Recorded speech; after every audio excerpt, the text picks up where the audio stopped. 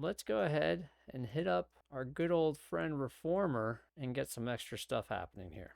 Now, Reformer, you can perform either with a microphone or you can perform by using the controls here of amplitude and whatnot. So there are two different ways of controlling Performer. You can either do it with the microphone or you can do it by mouse input here. You can even do mapping of MIDI. There are different ways you can have it go in a continuous loop and just control the amplitude there, all depending on how you want to perform the sound you want to perform. So with Performer, we're going to go ahead and perform just a couple motions here for our astronaut, even though most likely you're not going to hear this and we're going to probably bury it in the mix.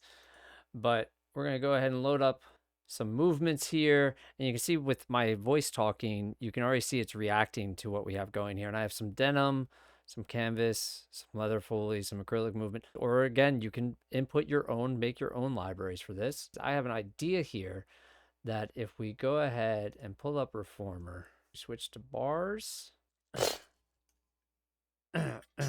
Wow, that's kind of ringy. Maybe not that. Check. Oh. Oh, I think that's gonna work there. You see where I'm going with this. Chow.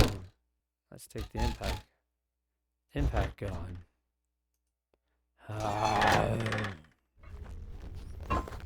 Release. I think that's gonna work really nicely.